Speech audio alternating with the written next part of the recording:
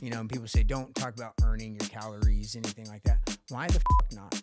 Why make excuses for people to be shitty?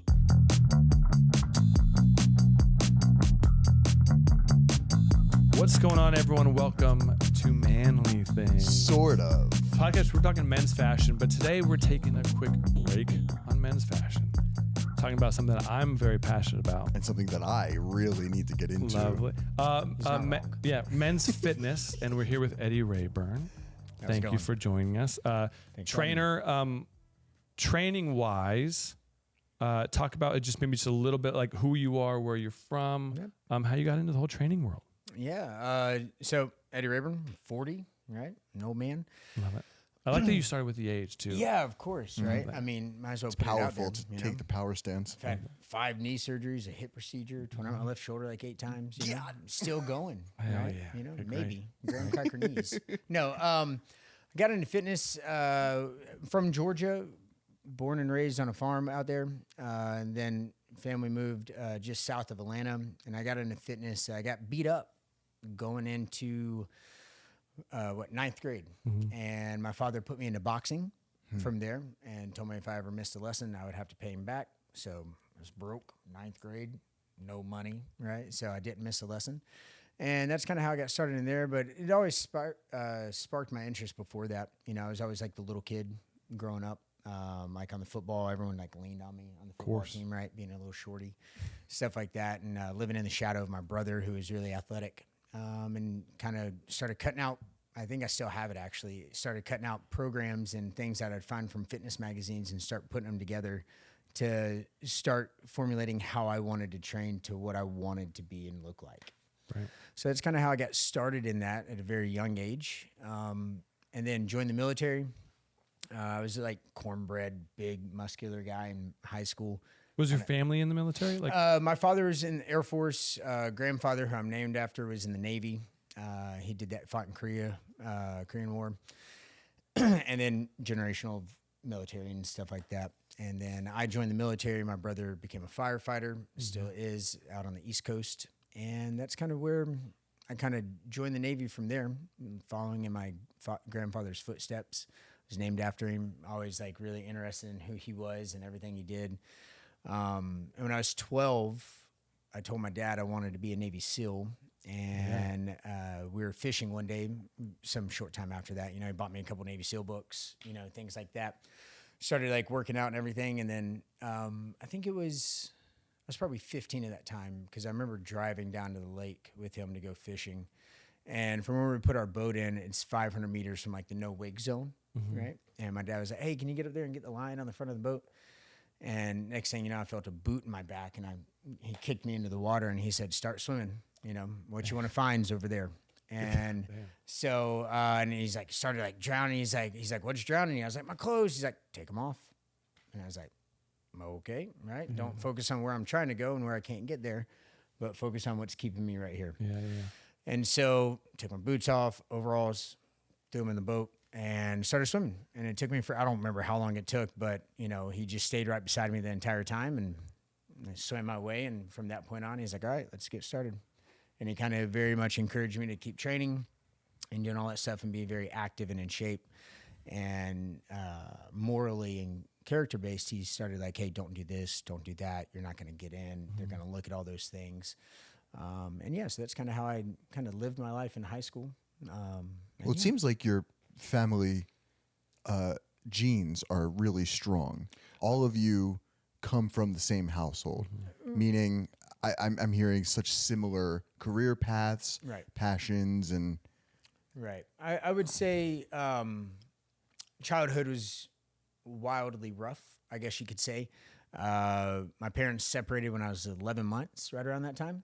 And then, stepmom came into my life within like a year later, stuff like that. And birth mother was, not to talk disparagingly on her, but she was a horrible person and things like that. And we were with her until, went to 7 different elementary schools all over the place. My father was the only staple that we had to look up to. And, so that's kind of like, I think that determination, my father always told me, your determination will determine your success. And so it was always like that fighting for the next thing, trying to find stability, trying to find something that we can hold on to and cling on to and build for ourselves. The challenges that you came across were only reinforcing this lifestyle. And you mentioned something that sounded very metaphorical. I mean, the story about your father pushing you into the pond. Yeah. Very metaphorical for, I believe, the way you live your life now. Yeah, I would. Yeah, it's a good point. I absolutely would agree with that. It's kind of like you got to get in, and even though looking where you want to go, like you could look at me getting into the fitness industry and into the movie business and stuff like that. I could focus all day long on trying to get over there, but I have to focus on what I need to do today to be able to get there. And it's that single mind focus on the task at hand, things like that. That one day at a time. It's not about looking at what I could be. It's about what can I be today to better myself. Mm-hmm. And that's kind of how I kind of look at everything. I think we all get lost in looking to the future and wanting to be this thing and wanting to belong to something. But I really think that we're all just kind of like lost beings.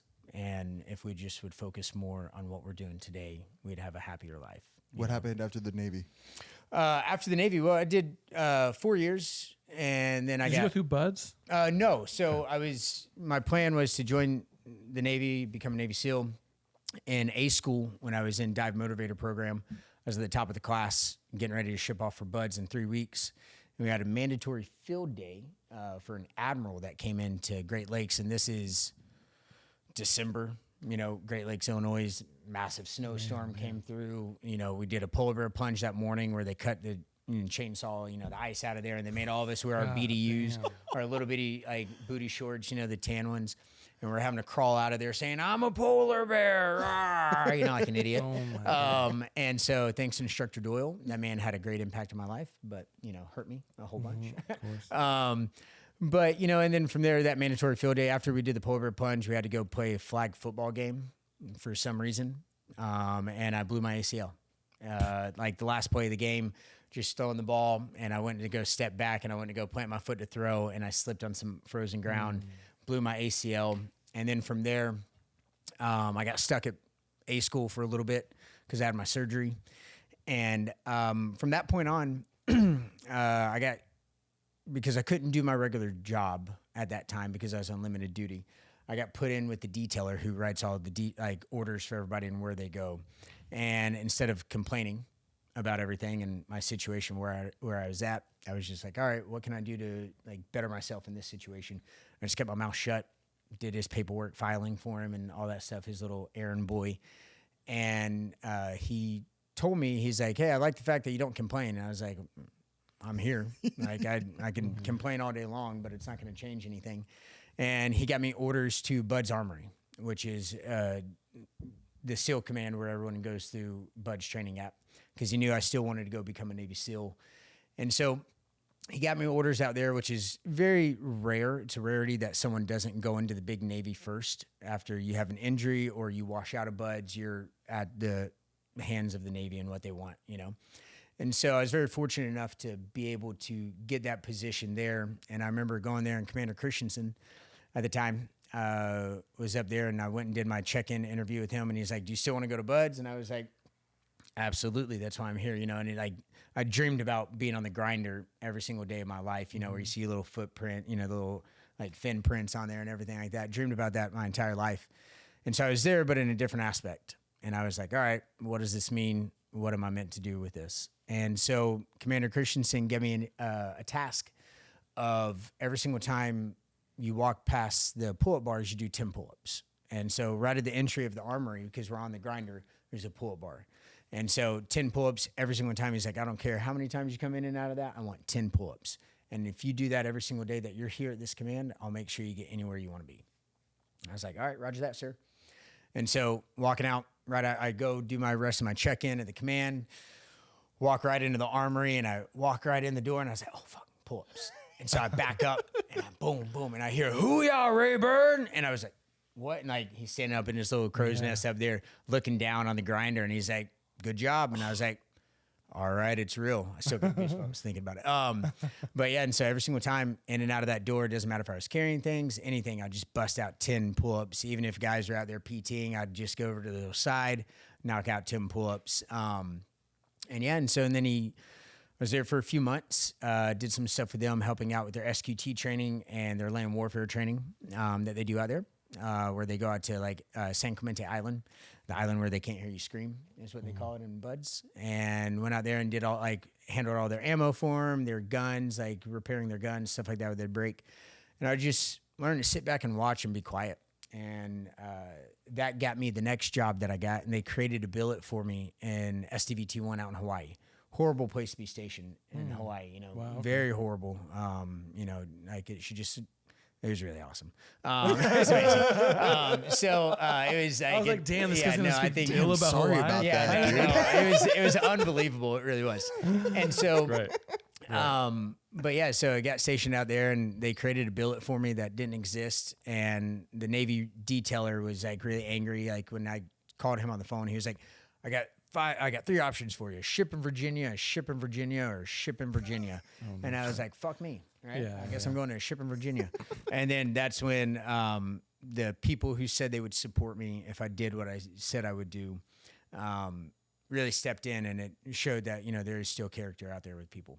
And they created this billet for me. And then when I was out there, I had a very unique opportunity being attached to the SEAL teams. I was the main armor for all the platoons. I would do all their ammo, explosives, get them ready to go out the door, and I would start doing all their land warfare training with them. And then I started getting invited to do some shooting courses with them through Blackwater and some other stuff, and kept my mouth shut, just started plugging away, shooting that way. And then eventually I got a job offer working for a firm out of Maryland, doing hand-to-hand combat shooting instructing for different groups in the government and things like that. And I turned it down to go to school. So yeah, smart me, right? So I moved out to California from Hawaii to go to Brooks Institute for Film and Photography. Wow. My passion was adventure sports. And then kind of got tired of that industry and the way that people take advantage of people. And I'm sure all of you guys know about that. It's Hollywood, baby. Right? It's Hollywood, exactly, right? And so did that, and then had some adversities come up in my life. I lost both my parents in about 11 months of each other. And due to cancer, my dad was 60. Who I consider my stepmother, she was 57. And they both passed away, and I spiraled downhill from there, being out in California, no family, no surroundings. And that's when I created my gym. And I wanted to create a little space to build a little family that would be there to support each other and stand by each other no matter what. And that's what we still have. And that was 13 years ago. Still got my facility up there, little hole in the wall. Love it, Yeah. man. I Love know it. you asked about the Navy, but No, hey. there you go. Well, No, no, we I asked what appreciate happened after that. the Navy, Yeah, and yeah. you just got there, Yeah, right. Yeah. which prompts me to ask, what kind of stuff do you do at the gym? You're a personal trainer, Right. obviously. Do you hold classes? Is it all privates? Right. Do you use any of your boxing training from when you were 12 years old? No, I'm not a pro. I don't pretend to be anything I'm not.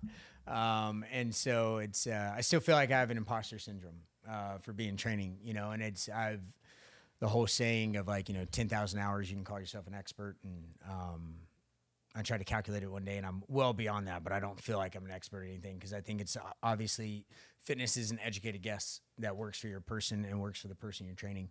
But at the gym in Ventura, we do group classes. That's our main thing. And then we do privates. And then the goal is never really to have a gym, but more of just like a safe space, right? And a place that I could call home and feel that I had family connected with. And then the ultimate goal was always to be in the movie industry. And train people and get them ready. I remember watching the movie 300. We were doing land warfare training and sent up in Hunter Liggett. And we got in trouble. We got in a bar fight at the beginning of our trip. That sounds like a very casual thing. Yeah, right. We got in a bar fight. We got in trouble. And so we had to stay out in the field extra long. And we finally got a free weekend. And we all went, as smelling stinky. We all went and watched 300.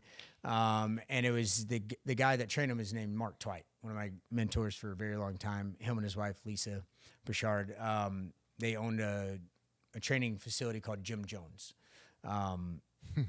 Yep, you can put it all together. Yeah, exactly. It's like a cult, right? Drink the Kool-Aid, right? And so he had written some programs for us for a couple of the platoons to get ready to do their workup to get ready to go to Afghanistan. And I started reaching out to him and emailing him, asking him some questions about fitness, and he would just respond back with a question. It was the most annoying fucking thing in the world, right? And it's like he would never give an answer. He wanted you to find it, right? And then that created the curiosity, and curiosity breeds potential and all that stuff. So that's kind of where that involved and like played out of like me not wanting to go get a certification, but me wanting to go study under people, right?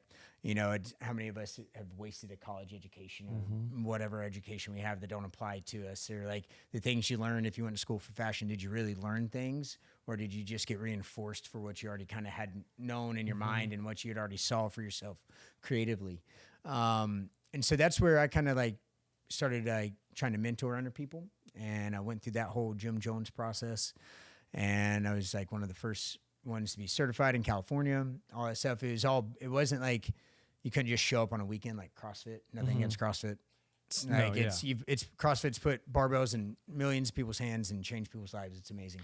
But you know, someone who just does one workout, it's like, yeah, I want to be a trainer, can jump online and do a Zoom class and become CrossFit certified. With Jim Jones, it was all based on standards. And you had to hit these numbers. You had to be able to do these things to be able to advance to the next part. And so that was really where you learned to like dig in. Like he gave me a task one day of like row for an hour, and I had to get 16,000 meters in an hour. Right. And it's not that hard, but it takes like mental focus of just sitting there. And I got 15,889. I was like just barely off. And I thought in my mind, I did it, you know, and he's like, well, why didn't you get it? And I was like, well, my butt got numb and I wanted to change songs. He goes, okay, why didn't you get it? And I was like, all right. He's like, so this is what I want you to do. And he put me on a rower in a corner for like 3 times a week until I got 16,000 meters. And I just started hitting it. And then, you know, I started getting more and more, and just like no music, no nothing, just listening to dumb thoughts in my mind. And having to battle those negative thoughts, and that everyone has, you know, and they're like, hey, no, just stop, just take 1 second, you know. And the biggest question you can ask yourself is like, what if? What if I just do one more? What if I just do one more pull? What if I just sit on here a little bit longer? You know, and eventually you get what you want out of that, you know. So I have learned almost everything that I want to know about you. Okay.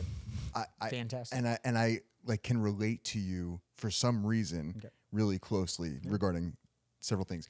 However, my next question, because now that I like you, I'm interested to be you or be like you. Perfect.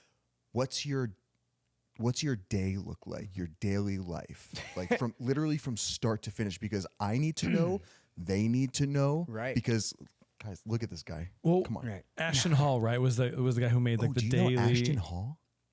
The social media, the big black dude from Miami who like did the whole like wake up at 4:20. Oh god, that bullshit. Yeah. Yeah, right. A large part of his content is long-term sprinting. He does really intense sprints with DJ Khaled, like next to a car, and sort of just runs. Did the car hit him? It's also and it's also so much content. But yeah, in terms of like your day, I obviously I know you're a dad as well, right? Of course, yep. You don't have to get into how you are as a parent, obviously, on your daily. Not? Yeah, please. Yeah, it's all about who you are. Thank you. know? Yeah, my daughter's my life. Especially going into training as a trainer. Like, what's your daily?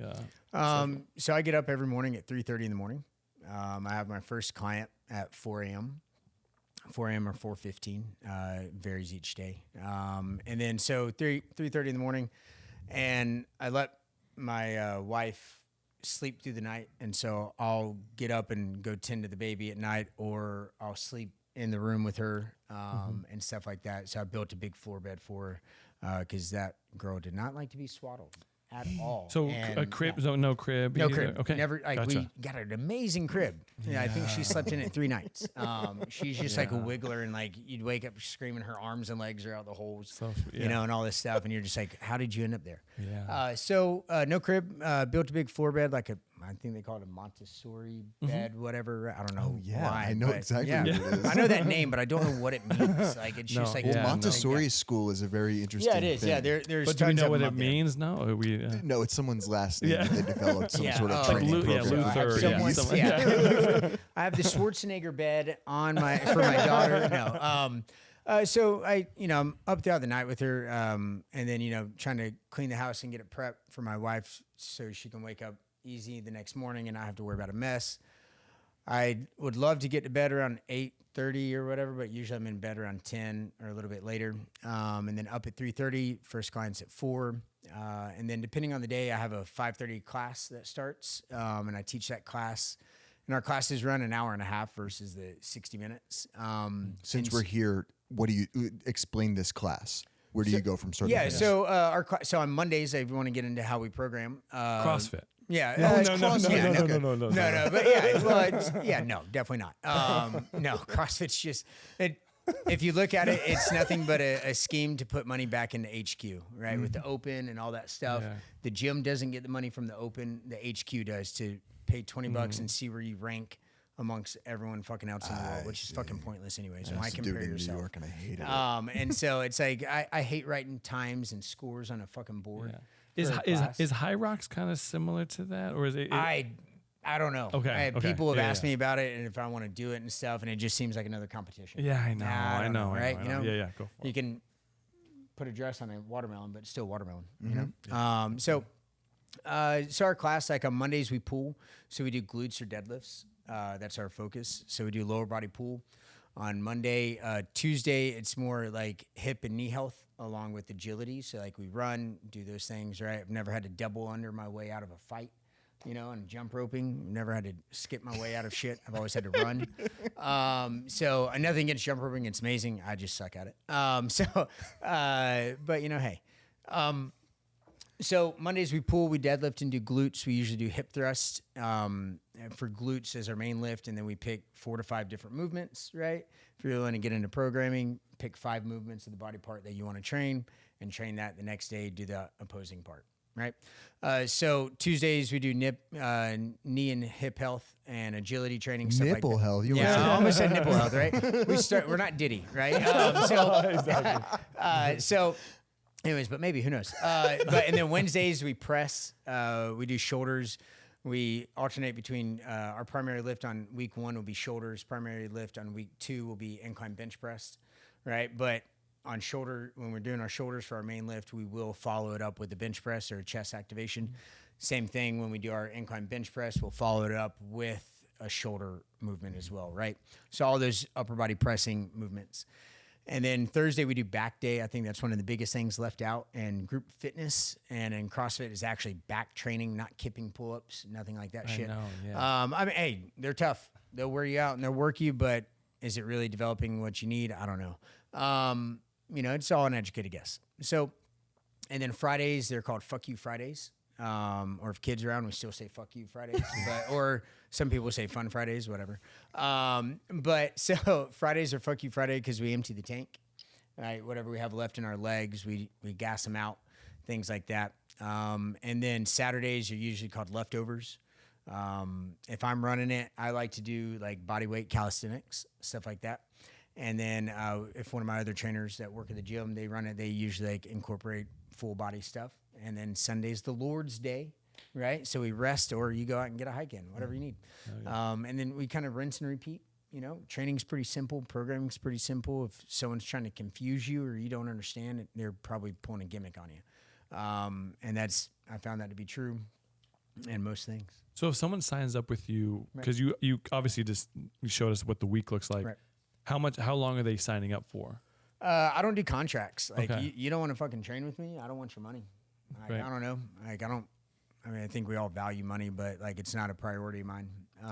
Do you do your trainings in cycles? Because I heard week 1, week Right, 2. exactly. Yeah. So week 1, I kind of rinse and repeat 2 weeks at a time, right? Okay. And so I'll program out for 8 to 12 weeks, And so I like to do, depending on where you're at and what your person is, just because it's written on the whiteboard doesn't mean it's the 10 Commandments. It's a whiteboard. You can erase it and write what you need. So we have variable people in our gym. We have people from 15 to 71 that work out in our classes and do all different things.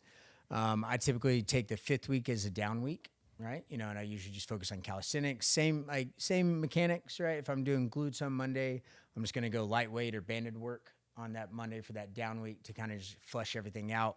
Or I'm going to focus on a bunch of cardio. And so that's kind of how that is. Week 1 and 2 will be represented like kind of the same thing on week 3 and 4, but we'll add different things in there, and depending on how you want to build your workout and what you feel your people need that you're training or what you feel you need individually, and we can definitely go over programming and how to write programming. It's pretty simple. It's nothing crazy. I had a question just popped up. Are you good? Like this is a lot. So how do you take care of yourself? Or do you implement and use your trainings and your what are you calling them? Your hand? The people. No, people. You just used it. You just used the word us. Disciples. Disciples. No. Okay. How do you take care of yourself? Obviously, we talked about eggs prior to filming. Yeah. No. So my 4 a.m. client, I usually hop on a bike and I'll ride for anywhere from 30 minutes to an hour, right? As I'm just trying to cycle through to get that, steady state cardio in, heart health. Like Peloton or the assault bike? Assault bike. Okay. I don't use Peloton. Okay. Respect. Yeah, respect. Go get a Did bike you and see ride outside. that one show where that guy died on it? Sex in the City. Yeah. Yes, yeah. All right, there you go. Hey, that's why I don't do it. What was his name? Big, right? Exactly. Yeah, Big's not big anymore. Yes, right? Something like that. Right? I didn't even see it. I just, anyways. No, but I take care of myself. It's a challenge. Me and my wife, we don't have family out here. We're kind of alone, so it's like just us. We're both own our own business. And so our relationship becomes transactional of just like passing the baby off, handing the baby off here or there. And we try to find times, like we do therapy, things like that to learn how to like better ourselves for each other. And one thing that we've realized is like in our relationship, the more we focus on bettering ourselves, the more we'll be able to give to the other. And instead of like, Abby, don't kill me. But like dishes in the sink, like scraping food off into the trash can. Before growing up, I would get like beat if I put food in the sink. Abby, it wasn't instilled in her, right, to do that kind of thing. And like, it was always like a butting head fucking thing, like me not putting my shoes when I come in the right place, and it's like, it was never a thing. I always kicked them off in the garage growing up, come in, stuff like that. And so what I realized is that it was a me thing and not a her thing. And it's like, is that really something that I want to create dissent in my house over, is a little bitty thing like that, when really she takes amazing care of our daughter and does so much. And like, maybe she was just rushed and had to put the dish in the sink. Yeah. Shout out Abby. She does everything perfectly. Oh, dude, she's fucking phenomenal.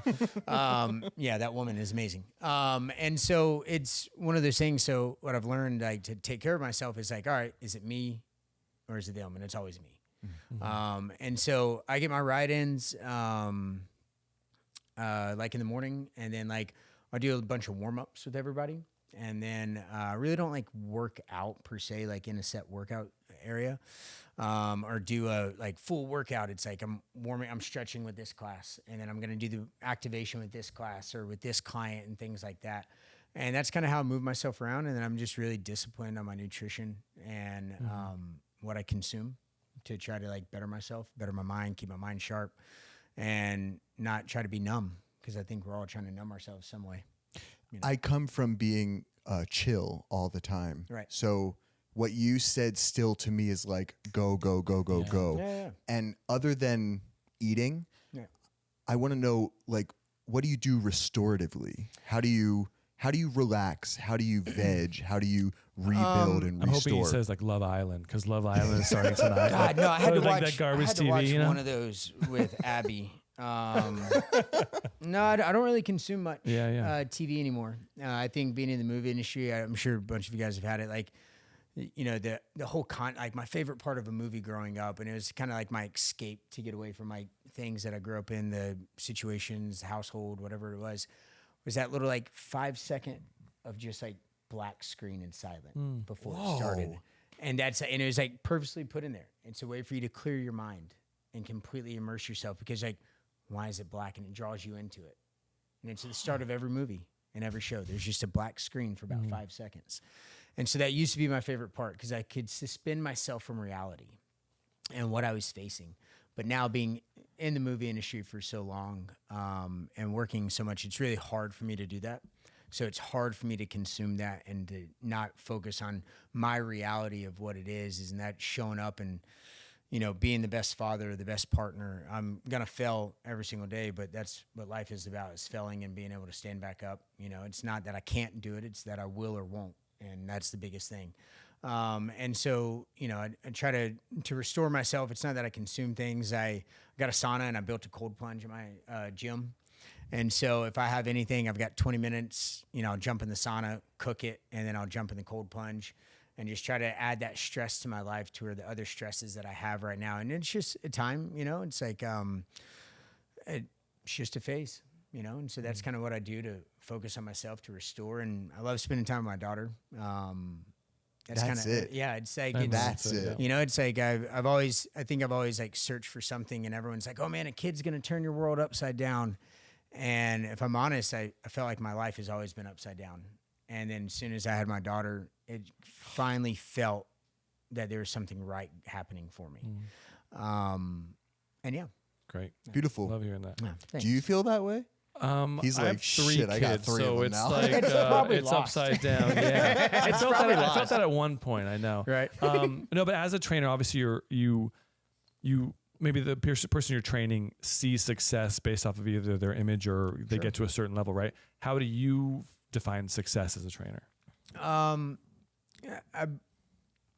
don't know. I mean, you could look at what I've done in the movies and how peeled I got somebody, how ripped I got somebody, but you know, that was their job, you know, to do that. I find success in the fact that, you know, I've been training the same woman, Judy. She was my first client in Ventura. How old is Judy? Judy, I'm not going to say her age, but shout out she's Judy. a grandmother, right? Don't ever ask a woman. Mama Judy. Mama Judy just tells you. She's the team mom. Sorry, she always brings the oranges. Oh. So, no, but she's amazing. I've been training her for 13 years, and seeing her come in every single day is what I define my success by. Not somebody who's just coming in there to try to get a quick fix, anything like that. That doesn't toot my horn at all.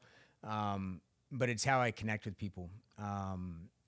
And the fact that very few people call me coach. I hate the word coach. If you have coach on the back of your shirt, you're probably not a coach. What do they call you, sir? No, they call me Eddie. Sir. Okay. I'm telling you, bro. Military. I've had 3 coaches in my life, but I've trained under 30 or 40 trainers. Okay. You know, I think a coach is somebody who knows your personal relationship, who knows your emotional side, who sees you when you fail, who's willing to sit there with you and answer the phone call at 2 a.m. When you need that hand. And that's what I base success off of, is my ability to build relationships and get people to trust me. Okay. Yeah, I love it. I want to. Okay. Ooh, this is fun. Yeah. Thank God you said you brought in trust. So, moving on to the next segment where we're going to focus on me, obviously. Please. Let's go for it. I'm a new trainer. We're role playing now, by the way. Okay. I'm not trainer. Sorry. I'm a new client. I'm interested in joining your gym and making my life better. Right. What are the questions that you're going to ask me? I mean, let's actually do this. Yeah, of course. What injuries have you had in your life? I sprained my back. I broke this ankle like 4 times, and I have a shattered elbow still. Okay. Does that stop you from doing anything? The elbow does. Right. Continuous like curling movements. It gets pretty bothersome. It's probably a balance of training, right? And how I would start you off is I'd watch how you move, right? I'd watch you go through like basic like air squats, lunges, push-ups and pull-ups, right? If you can't do them, that's fine. I'll show you how to be able to do them. And I want to get you to recognize how your body moves, right? Because I believe most people, when they start training, they focus too much on what's in their hand, how much weight they're lifting, right? Instead of how their body's moving, right? I need you to be inside your mind, figuring out how your body moves and what it feels like, right? Because that way, when you're going throughout your day, you're going to be able to implement the things I've taught you or shown you versus like it being weight-based, right? it's like, all right, I learned it. Me and Pablo, one of the actors I worked with, we hired a guy. He's called the Shirtless Dude on Instagram. Go follow him. He's amazing. I learned so much from him every single day watching him move. And he has a company called Wealth, right? And it's like W and then health, right? Mm-hmm. And him and his wife, they're amazing with it. They do an amazing job. And so, but what I learned from him is something that I never really recognized. Like I was, train your back, like da-da-da-da. And it's like, no, focus on the muscle that's you're moving, right? And being able to get that to activate, right? So we call it the scoop, right? So it's like acting like you're squishing an orange in your armpit, right? To get that lat to activate, right? Most of us like have back problems, thoracic problems. One, we got that tech neck, always looking down at our phone, whatever it may be, right? Because we're not present with ourselves or in our life. And then so I usually teach the scoop and the glute activation. The glute activation is like you being able to like put your hips in movement, right? Into neutral position, external rotation, all that stuff. And it's based off of you flexing your glutes, right? So if you take your fist and you make a fist and you flex, right? And you feel it release, you can just like let go and not feel anything. But if you focus on that flex and all those muscles and you feel move, you feel those muscles expand, right? And that's the stretch and flex that Arnold talks about, right? And pumping iron, right? You got to stretch that muscle, flex that muscle, be able to contract it the entire time. And so I'd probably get you to try to start focusing on your muscle engagement versus what you're able to do in the gym, right? Because if I can get you to like pull your shoulder blades down, right? Get out of your traps, right? Hold those shoulder blades down to where they're not winging. Get your pelvic, your hips in line with your body a little bit more instead of that external rotation. Women have it really bad because, the generation of Cosmopolitan and 17 magazine bullshit, poking your ass out on Instagram and all that other stuff that just ruins people. And so I would focus on getting you to move your body and recognizing what's moving your body. And then from there, we would start. Day one, I'm not worried about somebody coming in and being able to complete an entire workout, right? Because if you came in my gym and I kicked your fucking ass, it probably wouldn't be hard, right? In a workout. Are you going to come back? Right. Say no. Say no. Sorry. Yeah. No for the listeners. Well, no one will. Like if I went in there to go learn something and I just got my ass kicked, it's like, what the fuck is this about? Right. And so I like to like a little slow progression people. It's like, all right, so we have a standard warm up, 5 pull-ups, 10 push-ups, 15 air squats, 20 lunges, 10 forward, 10 in reverse. And if I can get you to do that 3 times a day, right? And all right, now you do that, you're not completely sore, right? All right, cool. All right, next day, let's add an extra lunge. Let's add something else. Let's get you to work with kettlebells. No one can touch a barbell when they first come in my gym. They've got to be able to move their body with volume before load. Right. And, you'll have everyone out there that's a, scientist and fucking training and all this other stuff and have all these degrees. Well, I've got a lot of experience. Right. I have no degree in fitness whatsoever. Nothing like that. Never took a formal class, anything like that. It's all about watching and learning how people move. Right. Because you can watch a textbook, you can see that figure, that human anatomy poster, stand there and represent the most perfect form. But how can you articulate to that person who's in your space to be able to get their body to represent the closest thing to that form and give them just dangle that carrot right in front of them, that little bit of curiosity, right? Of like, wait, what can I do next? What if I just go one more, right? And I get your body moving with that. And then eventually we'll get you with the barbell. So for me, right. I love what you're doing, which is essentially building the foundation and the land for someone to explore. Right. And I would be like, yeah, sign me up. I'm ready. But for a goal-based person, for someone that like, I'm coming to you because I want to lose 40 pounds in a couple of months and I want my shoulders to be the biggest part of my body. Yeah. How do you, Probably not obviously gonna you happen. create that foundation. Okay. Interesting. Why would I lie to you? Well, why is it not going to happen? Because you're a physical trainer and I'm a physical trainer, but it's not up to me. Okay. You have every bit of access out there in the world, but you're not doing it. Right. So I've got to get you to be able to establish some habits, a daily habit, right? The ability to say no once and yes to something else, right? Yeah, Because that is my biggest issue. God, we're doing this for real life now. Yeah, right? Absolutely. That's my biggest issue. It's not your biggest issue, True. right? Quitting heroin's hard, not working out. Right? You know what I Yes. mean? Like, it's Yes.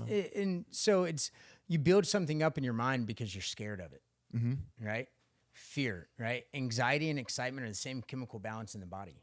If you think about anxiety, we get tunnel vision. Oh, fuck, right? Oh, God, I got to do this, right? You can't think of anything else.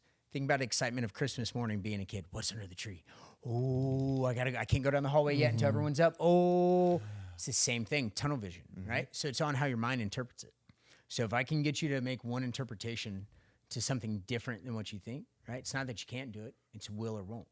And so now you're presented with a choice, and the choice is yours. If you come in and show up every day, you'll let go of that 4-month goal, right? And you'll focus on your life. And the way that you ask, I hate the gym as a sport, right? I hate it. It works for some people, and that's great. Let those people go be a part of that. But that's not me, and that's not really who I want to work with. I've worked with athletes. I've sent athletes to the CrossFit Games, all that stuff, right? Trained them all that up. But there's really nothing in it for me, right? But what I get is I get someone, I don't understand what you've been through. Me and my brother, we experienced the same things as a child. He's 5 years older than me, way more developed, way better of an understanding of what was happening. I don't. He doesn't understand what I experienced. I don't understand what he experienced, right? I don't understand what you've been through. Hardest thing anybody's ever been through is the hardest thing they've ever been through, right?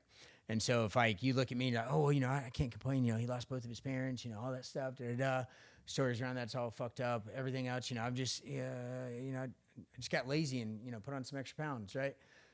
That's still your struggle, right? It's not mine. Stop comparing it to me, right? Look at your own life and see what you need to make a choice in, right? And it's like, all right, am I going to eat a cheeseburger? Right? It's really fucking good. But what else have I eaten in that day? Do I need that? Do I love that pint of ice cream? All right, well, have I earned it? And people say, don't talk about earning your calories, anything like that. Why the fuck not? Yeah. Like, why make excuses for people to be shitty and, continue to waller in their own shit, right? Eventually, you're going to get tired of stinking, and you're going to want to step out of that pit, right? And are you going to step out and go back in, or are you going to step out and take another step away from it, right? And so that's what I would try to do with everybody who comes into my gym. Try to get them to see what they're doing in their life. Try to make one choice that day. It's not about the end goal. If you're always what is it? The consistent pursuit of happiness is the consistent pursuit of being unhappy, right? So why not focus on being happy where you are, being proud that you made the choice and thought and talked to yourself in the mirror about wanting to go to the gym. You reached out, you sent the email. What you don't already realize is you've already fucking started. And so why beat yourself up? All right, well, what we're going to do is this. I don't talk nutrition with people right away. I just want them to show up, because nutrition's a lifestyle, right? So is showing up. And if they're overwhelmed, dude, we all crumble when we're overwhelmed. And, why add to their shit? Why add to that person's stuff? So, yeah. The rehearsal starring Nathan Fielder. Dude, yeah. I think episode 2 is exactly what you just said, where they host this fake singing competition. Okay.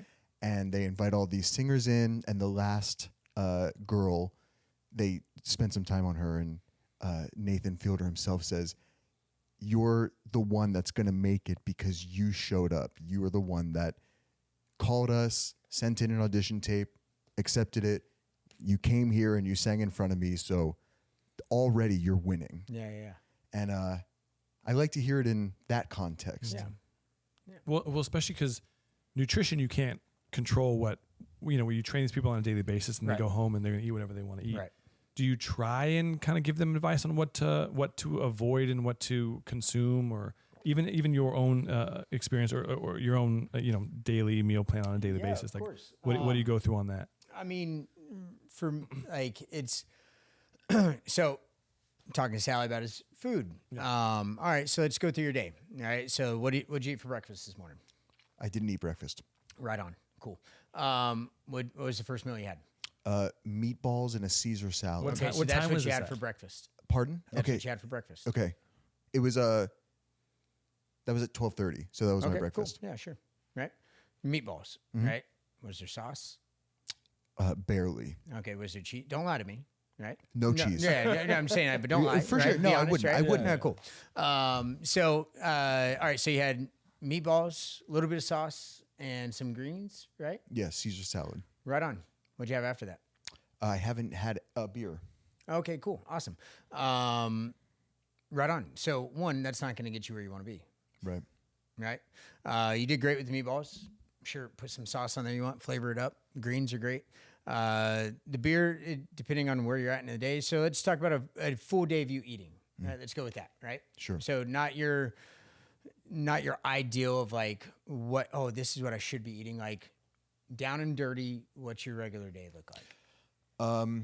I'd start off with, I do like 2 eggs scrambled, 4 with, I'm not going to get into that, but 2 eggs scrambled. Then for lunch, I tend to eat lightly. I tend to just fit something in, which could be either like a taco or 2, or every once in a while a salad, but a lot of my lunches involve carbohydrates. And then my dinners are like heavy meats, and like I'll have a steak or a burger or like a chicken pasta meal. Okay. And then probably a quarter pint of ice cream. Nice. Yeah, I'm ice cream fanatic. Used to eat a pint a night. Right. Yeah. I wish. Right. No, it's but I was also training for it. You know, I had I was doing like 2 or 3 workouts a day, all that stuff. But so when I hear that, I don't necessarily hear anything bad, right? But it's the consistency of what you're doing, and you're probably not eating enough, right? And then I have a simple way, like people break it down, but if whoever's nutritionist that's going to break this down, I'm like, no, that's not it. Just fucking listen, right? So there's 3 fuel sources in the body, right? We have our lean mass, our body fat, and our daily intake, right? Your lean mass, right? Have you ever seen that skinny fat, right? Where it's like, you know, it's like that person, like they're skinny, but like they don't look like they have any muscle, and it's just like fat, right? Or you just got a fat person. And it's probably because they're not eating adequate nutrition, and their body is consuming their lean mass for their nutrients, right? So when you don't eat enough, your body is essentially, a dumb way of saying it, is like starvation mode, right? And so therefore it's going to store everything you're consuming out of your daily intake and convert a lot of that to body fat, right? And it's going to use that lean mass for nutrition, right? So that's probably what's happening with you, right? You're probably not eating enough or fueling yourself enough, right? You're not in a actual deficit, right? But And in not order to, consistently but in order, well, you are in a deficit, but not a purposeful one, right? In order to be in a real deficit, you have to be in a surplus, right? So you need to be able to start consuming regular, like eating your protein with every single meal, getting your right amount of protein grams for your body that you need, and then you can start pulling away. Right, once you have that consistency down and that dedication to that, then you start pulling away to start picking away at yourself, right? And so that's kind of how I would explain nutrition in a like bare minimum way, right? And so one, you're doing a lot of carbs. Carbs are going to override the signal that you send to your body, right? And so it's just going to store everything, right? So if you cut those carbs out, I would bump up your egg intake, by the way. I would do like 5 eggs. It's 30 grams of protein. Why the fuck not, right? You're halfway there, you know? So there's 5 eggs in the morning. You get your 30 grams of protein, and you're out the door, right? You've got that great. You're fueling your lean muscle mass, right? So if you're fueling your lean muscle mass, it's only going to pull from the other 2 areas, your body fat and your daily intake, right? So eat your adequate amount of protein, right? If you feel like you need a veggie, eat a veggie, right? Stuff like that. But do your best to eliminate carbs for a little while, right? It doesn't mean you can't have it, but now, you know, that amount of ice cream that you're eating, along with the pasta that you're eating, along with the taco, like the tortillas, none of those are necessarily bad, right? But when you look in a day, what is the main signal you're sending to your body, right? So that's what I would encourage you to look at versus like, oh, I need to do this and this. Just start eliminating shit that you know you don't need, right? If you feel bloated, right? If you're gassy, you're burpy, whatever it is, that stuff is not sitting right with your system, right? So why make your body work harder than what it needs to? Folks, listen to this because if you're like me, you're taking some valuable insight from this shit. Nutrition-wise, so like on my end, Sure. I've incorporated like ground beef Yeah. with my eggs in the morning. Right. Good or bad thing? Is it working for you? I like it. Yeah, It sustains me lunch-wise, but then I move to like a smoothie midday. So like I'm always kind of like driving around all day. Sure. I'll stop by Creation, get like an acai smoothie situation. Yeah, because you don't have a container you could pack food in, right? I get it. It's a tough life. Tough, man. Yeah, it's so hard, right? That's something I prep, need to learn yeah. about meal Praying planning, for meal prep. prepping. Yeah. Good or bad way to go. So or some days I'll do like the sweet greens and I get like a salad or like a caramelized steak thing that they have, which is great. Yeah. Good. Obviously, I think you would kind of go more towards the salad, steak, or smoothie. Yeah. Where do you well, go I mean, there? like that way? smoothie. I mean, like if you think of where our bodies were created, they didn't have a blender back in the day, right? Right, So now you're getting a massive amount. Like you get these smoothies that are like, oh, your complete daily intake of vitamin C and all this other bullshit, right? We're also getting a massive intake of sugar, Yes, right, from the exactly. fruits. And so it's like, all right, you know, my smoothies consist of like, I just started like one with having a kid, you know, I'm all over the place. I'm not perfect with meal planning. And so I do a protein, but I usually do it with water, milk, and 2 bananas and a scoop of peanut butter. And that's usually post-workout or as a lunch, depending on where I'm at. I think the hardest meal I have eating is lunch during the day because when I eat, I get really tired. But I also when I look at it, it's not the food, it's the fact that I'm going off 4 or 5 hours of sleep and I have a massive long day. So therefore it's not the food, it's me once again. Right. So for you, it's like smoothie's good, but rendering the results that you want. Right. Yeah. Right? No, I feel way better when I have the absolutely. the salad, you know, obviously, because your after real body's food. digesting things. It's working in the way that it's meant to. You know, that's you can talk about. I mean, go on the whole vegan thing, but and don't want anybody to get attacked for that. But PC friends. Yeah. yeah, I mean, whatever. It's dumb. But I'll say it. I don't care. You know, it's like we need protein, and we don't need these processed things and these ultra processed foods. I believe that those are like not that great for you. You know, it's not the way that we're meant to consume food and digest food and things like that. You know, and it's like, why you feel better after getting a meal, then why make yourself suffer through a fucking smoothie? Yeah. Well, I think it's just like craving like the sweetness of Yeah, of something, you course. know? Yeah. Yeah. Going back to timing too, like dinner wise, is there a time that you would recommend don't eat past like 7 p.m. or don't eat Do you have a past set schedule? Yeah, because obviously with the kids, we aim to have our dinner between like 5 and 5:30 p.m. Yeah, that's great. And I have my dinner at 9:30 most nights. I was going to say, as somebody who's much, you know, not I work in production every day, Yes. so Yeah. my You're schedule not is home. completely All over the unclear fucking all the place, time. right? Yeah. So when I get home, that's when I'm going to eat. Sometimes it's 11 p.m. Sometimes Of it's course. 8:30. Yeah. So for somebody like that, you know, what are you thinking in terms of? Don't fucking worry about timing. You know, like you know what I mean? Like it's like why get bent? Like all right, I missed my feeding window. Fuck, and then it's like a downhill like fucking spiral, and then you're like, I'm just gonna eat a fucking pizza, right? You know, and it's like why? Like no, you just got home. Like your fucking life's different. You're having to provide for yourself, your family, and like we're all fucking working. You get a guy who's like really like a fucking go hard person who's trying to provide for his wife and his family to be able to do all that stuff. They don't have fucking timing windows and shit like that. They don't have that luxury. So like, it's not, yeah, sure, in an ideal world, but who lives in that ideal world? You know? Man, speaking of realism and not realism, Yeah. I've attempted so many times to learn fitness and nutrition online. Right. Which hit or miss, I guess, because there are so many people doing Of course. it.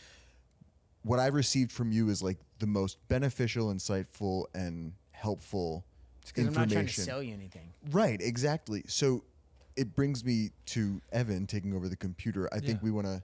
Yeah, well, I want to do some myth busting with Sure. you. Love this stuff. Obviously, between TikTok, Reels, and YouTube Shorts, algorithms fit in or throw in some random things. Yeah. Stop going to social media for fucking motivation. Yeah. Okay. Motivation is literally like, it's just a waste of time, right? Because you're still looking for it, right? Yeah, but You're when not going to fucking find it. But when you see some of these workouts, like how do you not just dive right in? Okay. What the issue with me is that I watch some of these workouts And you can't fucking do them. I can't do them, but watching them, I go, oh yeah, Yeah, sure. Right? sure. Okay. So This guy's amazing. so a landmine guy. So I want to say I can't remember his name, but yeah. he's a great coach. We'll put the social media up there well, for whatever. it. Yeah, he's good. I did just come Yeah, across him, and I was like, oh man, this guy actually has some pretty good workouts. Yeah, I absolutely. did try this on Sunday. Yeah. Loved everything about the whole landmine situation because I did just buy one. Yeah. But when you see stuff like this, You bought one. You just didn't put your barbell in the corner. yeah, exactly. Yeah, I guess I could have done that. All right. But when you come across like, is this like a realistic thing or For that guy, right? Okay. for you who like focuses on fitness, right? Yeah, the landmine press is probably like the only realistic one that I think has been like. Come Sally, on. let's go, bud. Chest fly down there. push-ups. Are you joking? You can do it. Promise. And here's the thing: when he's at his level of fitness, he's having fun and exploring. Right. And what I'm missing is the Fitness. the fitness. No, you're part. just missing fitness. right. Yeah. So, or you see someone like this, right? Where obviously the bodies of these guys are incredible. Well, this is Sure. the most realistic one that I've seen. yeah. I mean, I do that in my room every day. But obviously On my Montessori bed. He's doing 15 other things. This is obviously only what he's doing, but he's always just filming this whole thing. But How did you find it? obviously YouTube On short. TikTok? On Yeah, YouTube. because yeah, it's- yeah. Popular. Right. So that's what he's going for. Right. It's popular to show workouts online. Or, Well, no, it's just the algorithm. It feeds you that shit. Right? Mm-hmm. I can also take a shit in a box and mark it guaranteed. that's the magic And, of the internet. feed that to you as well. And that's kind of what this is. So I feel like they kind of tied in the whole like military aspect to it. It said at the very beginning of this video, it says if you see a guy like this, Have you seen like, people in the military? not very often. No, I mean on Just a go daily walk basis, around a base. yeah. They don't yeah. look like they can do that. Right. Right. Yeah, so it seems like there's a lack of realism to In social media? Yeah, well, yeah, obviously, Oh. but with fitness, Yeah, no, of course. there's a stigma that like it should be real and it should be helpful course. no matter where you get it from. But like I did not get anything out of this except for It's the like same thing as your nurse filming herself in the hallway, right? It's not crying. It's not fucking real. It's set up. Like literally, like it's set up to, I'm going to put these 10 movements together and try to sell this to prove my worth versus like actually just being a fucking real person. Like, hey, just do air squats, lunges, and push-ups. and it seems Get your like body the moving. more helpful and proficient and progressive way of working out is having an engagement with absolutely. the person that you're learning 100%, from. and in life in general, right? It's like we're more connected than we have ever been in our society right now, and we're more disconnected than ever. It's how often do you actually call your friends and have a chat with them versus just look for their social media? You ever, speaking of social media and chatting with your friends, there's a trend going on where wives are making their husbands call their boys and tell them good night. Really? And it's like, hey, man, like, how was your day? Yeah. You're feeding your girl. All right, man, I'm just in bed. I want to say good night to you. Yeah, right. And it's I like- love it. That's great. Why not? Right? Do it. It's great. That's funny. I like that. What's it like to have Well, friends? now I trust you. Yeah, I know. Yeah. Like, speaking What's of friends? trust, I trust everything about you. Yeah, no, it's great. That's cool. Other like myth busting things. Sure. Obviously, you mentioned sauna. Yep. Important, not important. I believe like you'll find a study that says this and a study says that, right? The same people who told you that cigarettes were healthy eventually came out and told you they weren't. Cold plunge and sauna, it's great for you. It's different for women. There's only a few. Suzanne Somberg, is amazing for women for like deliberate cold and heat exposure. She's amazing with that. Cold exposure, it's great. Does it like, are you going to get in there and do it? Are you like going to be more dramatic? It's fucking cold water. That's it. And you can get out at any time you want. It's amazing. It does amazing things for your nervous system, your body, all that stuff flushes out, helps beat soreness and stuff like that. But I think it's like, just like anything, someone's going to go extreme with it and sit in there for 12 minutes, right? And it's like, do you really need to do that? And then you read reports about that person going. Yeah, absolutely. And then you read his obituary. And then but you know what? I think it was the Japanese did a massive study that sitting in 45 minutes of 55-degree water is the same thing as doing 3 minutes in 30-degree water, whatever it is, right? And it's all about you being able to regulate yourself and that mental navigation. Expose yourself. Make yourself suffer for a short period of time in the beginning of the day. what's going to fucking bother you at that point? Yeah. You I know? like it. And so, I love the heat. I really think it's great. If you're combining it together, you don't need to go more than 2 or 3 minutes in cold plunge, sauna, 15, 20 minutes, depending on what you're at. I usually do it on my recovery days. Andy Gallopin, great strength and conditioning coach. He talks about the timing of those things. If you're a serious person and, you're into fitness and you're really trying to get your gains, you want to separate your training from your recovery, by about 4 hours from doing that stuff to, deliberately expose yourself to heat or cold. You want to be about 4 hours so it doesn't diminish your gains, and because all that stuff flushes out inflammation, but we're creating inflammation when we're training. But you work that gig life, it's like, can you really afford to wait 4 hours? Can you really go back to the gym, or do you need to pop in there for 15 minutes and get a sweat in, I don't think using cold exposure or heat exposure for weight loss is a smart thing. I think it can contribute to it, but using that as your sole source, I think isn't going to really yield the best results for you, or the timely results, right? Is that what I'm trying to say? Yeah. Thanks. And so I think it all depends on where you're at in your life, and do you really want to spend $8,000 on a fucking cold plunge? I know. Yeah. We were working on Halo. We were in Europe, and we went to this amazing gym that's very fucking expensive to go to. And you went in there, and I was looking at the cold plunge, and I was talking to the guy, and he's like, "Yeah, this is $12,000 cold plunge." And I was looking at it, and I was like, all right. And when he left, I opened up the little service door, and it was just a fucking compressor sitting there. And I was like, it's the same thing on a fucking chest freezer. Yeah. Right? And I was like, with the pool pump. So I went and bought a Black Friday fucking chest freezer from Lowe's, I forgot what brand it is. And it's an LG, I think. But yeah, $500 Black Friday, it's $500 freezer. Right. And there's a guy on YouTube, John Ritter, amazing cold plunge guy, who essentially kind of taught everybody how to make their own cold plunges. And I got a ozone layer pump that's $200. And I think I've a cold plunge that's now been running for 4 years with multiple people going in it every single day. And it just plugs away. It's got a little temperature timer that you'd use for humidor, where you keep your cigars and stuff, and drop it in the plunge. And it costs less than $1,000. Less than $8,000. Yeah, it's fucking dumb. You don't need all this stuff you don't need your landmine piece of equipment. You could just put that barbell in the corner, or two plates together, or maybe just grab a dumbbell. Easy, But regretting every purchase he's made. If you ever spend, you don't even really need nice cardio equipment. I love Concept 2.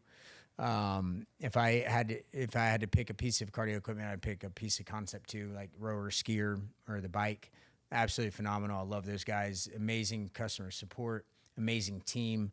And it's quality. And I've got one rower that I've had for 15 years now that's got probably 17,000 meters on it, probably even more than that, and it just runs fine, and so, if you need some good cardio equipment, those are great, but you don't need much. You can get a band, you can get a rock, right? All that stuff. I remember being out in the field, being out for weeks at a time and wanting to work on fitness, and you just pick up a fucking rock, walk up a hill, you're going to get in great shape. And it's, you find people I think it was Herschel Walker, football player, UGA back in the day. All he did was calisthenics. The motherfucker was a beast. Huge, yeah. Right? Huge. And, he blew out the combine when he did it, not his first time touching weights, but all he did was really calisthenics. You don't need all this fancy stuff to get in shape, and it becomes daunting when I'm going to build a home gym. What the fuck does that even mean? It's just go out and run, walk, go walk for an hour. You're probably going to get your 10,000 steps in. Yeah. Disconnect from your phone. You don't need to listen to something, right? Listen to yourself.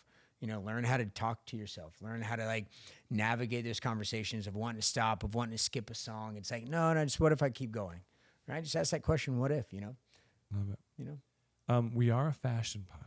I was just going to say the same thing. Oops. Are there any... none of that was worth anything. I know. This is what it's really about, right? If anything, I was so excited. For this Great one. intro, man. Yeah. Right. Are there brands clothing wise Yep. that you've noticed in the gym that last longer Yeah. or are rubbish right off the bat? Footwear, shorts, tees, tanks, whatever you notice brand. My pair of workout shoes that lasted the longest were a pair of Doc shoes that came from J. Cole. Weirdly enough, right? But those shoes lasted me. I wore them till like literally there's a hole in the bottom of them. Like I don't spend money on clothes. I have like 4 shirts. But no, workout shoes are great. I hate Hokas. Anybody got them on? I hate fucking Hokas. And you have Hokas on? Comfortability, yeah, sure. But for workout stuff, right? I hate them. I don't know why. I just think they really don't. You're focusing on yourself and fitness, right? Why not ground yourself? Take your shoes They're off. too cushy. Right? Well, when I Yeah. in college for baseball, we worked out. I had Vans on. Yeah, absolutely, right? So do you want the more flat? I think that's great. One, like foot health, all that stuff is way better. You're going to have better ankle mobility, better knee mobility, stuff like that. It all travels uphill. And so it's probably not the shoe that's causing the problem. It's probably you and different parts of your lifestyle, how you sleep, how you sit, all these different things. But for shoes, I love the Adidas Boost, but the first one, the R1, right? Yeah. Those are my favorite ones. I just reordered a pair because I'm getting back into running for some stuff that's coming up for me. Right. I worked for Adidas, and the Ultra Boost was the most amazing shoe when it first came out. Yeah. Everyone freaked the fuck out. And now about they all it. look like fucking Hokas. Yeah. Yeah, now it's too much. But wasn't it Kanye? I think wore them. They were just caught wearing them one time, and then they were like Oh, really? they were impossible to get because he Probably. like yeah. But some now they're stupid thing. like you can still order them from Adidas, right? And they're only like $120. Yeah, so The hype cheap. has died down a little bit, but as someone who grew up in the sneaker world, Yeah. that is what happened. That is what Kanye happened. Oh, wore really? them, and then everyone freaked the fuck out, and then 1,000 colorways dropped, and they were retail $185, selling for $500 on And resale. now they're I don't all think worth people are $12. taking much fashion advice from him right now, right? No. No, please, Carl. Sorry, I even brought it up. Yeah, sorry. No.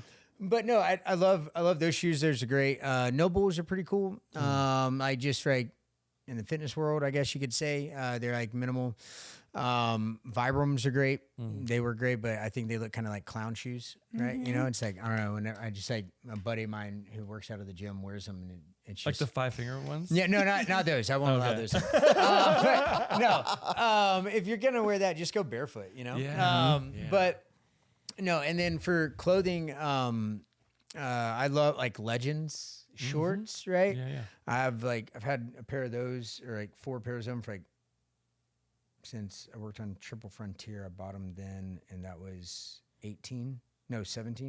Nice. 2017, 18. I mean, they're all ripped up and everything. Yeah, It's like, so I don't know, just fucking work out in it, Yeah. Do they have lining? Yeah, they in do, them? but they've blown out, and like there's some that I can't wear in the gym because like. Is that? Do you prefer lining know? in your shorts? I do. Like I had to do my laundry growing up, right? And so I ran out of underwear, and that's when I first freeballed when I was like 12 years old. And then I just. Yeah, continued from there. Yeah. So liners are cool, but so I never liked liners. That's why I asked. I don't like some like the Legend ones are pretty cool, and then Roan. Yeah, Roan's Maybe Roan, it's 'cause I was I used to be wearing Lululemon. I used to be a part of like sponsored by Roan back in the day, and they really got their cut because they're based out of Salt Lake and with the Jim Jones crew. So we all used to represent them and stuff like that. Roan's a great company. The guys behind that are awesome. Nate's great, buddy of mine, and so.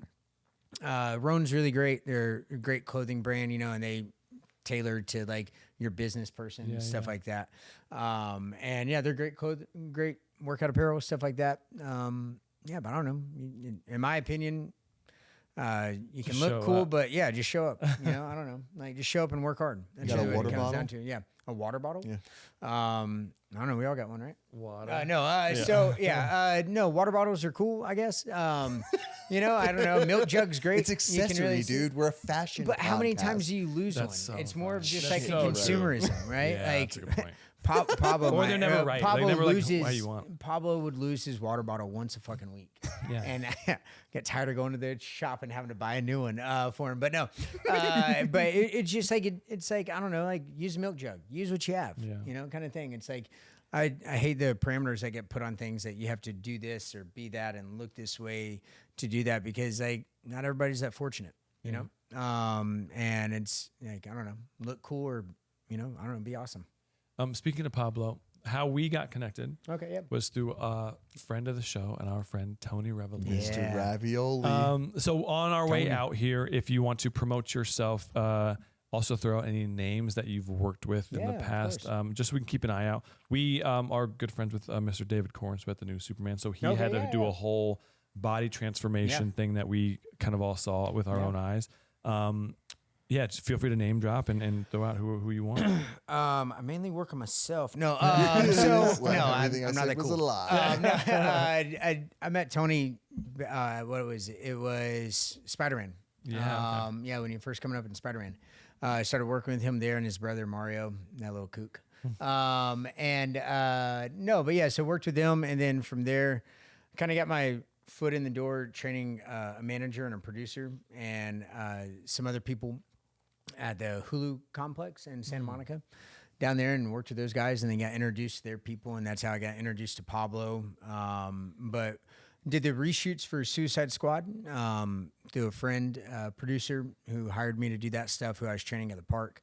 And then he kind of like, from that point on, the producer and manager, Charles is the manager, Andy's the producer. They would introduce me to their people, their web of people, and start working with them. That's how I got introduced to Tony, was through Charles. And same thing with Pablo. And started working with Pablo on Den of Thieves. And what's Pablo's last name again? Schreiber. Yeah, Pablo Schreiber. Amazing actor. I've been on many movie sets, and he's probably one of the greater leads for taking care of his people.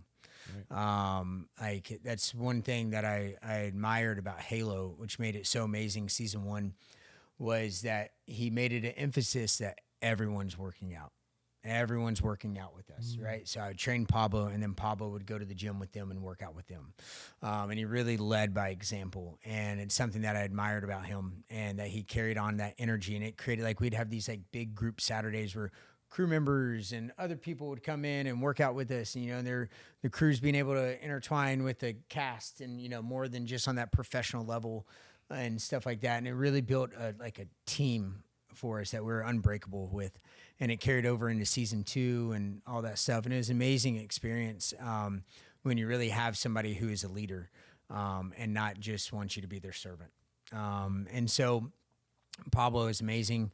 Tony was absolutely amazing working with him, watching him transform into what he's doing now today, and same thing with Mario.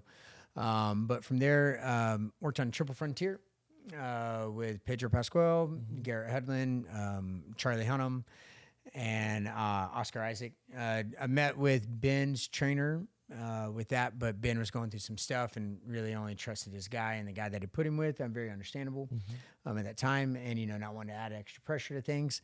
So, and then started working with those guys, getting them in shape. And Audria Jorn is absolutely amazing. She's phenomenal. Like, talking about someone who really like goes out there and gets it and puts in that work. We had an opening scene for Triple Frontier in Colombia where it's like this nonstop running sprint. And we got her and Oscar like in tip-top shape for running, right? You know, have them run an oxygen at elevation, stuff like that, while we're in Hawaii pretending to do that stuff. And then we got to Colombia, you know, they ran the entire thing. They did it all themselves. And it was absolutely amazing. You know, it's great what you know, all these people work hard, and they've worked so hard to get to where they're at. And I think it's, you know, it's my job as coming in as a trainer to not just tell them what to do and to be someone else in their life, but actually get them to become the part of what they're trying to be. And it's not holding their hand. It's like just getting them started, and then the little carrot out in front of them. Like, well, what else can you do? What if you just kept going a little bit longer? You know, what if you just did this? What if we just went and did one extra run? It's where they can really like be the person and the character that they want to be. And that's kind of, I feel like, why I got brought on to the movies that I did to work on and stuff like that. You know, being able to get them to mentally transform and mold into who they want to be. You know. Yeah. Now I need this for myself, but also everyone else needs this. Gym name, website, social media. I don't have any of that. No, I'm just kidding. No. So social media is what Eddie _ Radburn, I forgot how to spell my last name. Raburn, right? Oh, you forgot the Y. Yeah. Oh, God, no, don't go into that story now. But yeah, no. So Eddie_Radburn is my Instagram. My gym's name is Cal Coast Strength and Conditioning. Up in Ventura? Yeah, in Ventura. Instagram is Cal Coast SC. And yeah, so it's kind of my stuff, you know. Love it. And, Fantastic. yeah, And the reach out. website to join The the gym. website is www.calcoastsc.com. Cool. You know?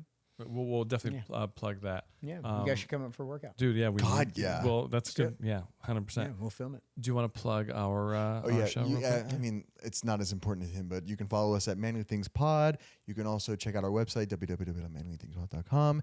And you can also submit questions, comments, concerns, pictures, not those kinds, to info@manlythingspod.com. Yeah. Thank you, man. Thank you so Yeah, much for no. being here. Thank you We guys. appreciate it. Yeah, no, and obviously thank you for your service as well. Yeah, no, it's, thank you. Yeah. I volunteered. I'm going to walk out of here with my head down. Yeah. Fine. Hold And it this up. has been Manly Things. Sort of.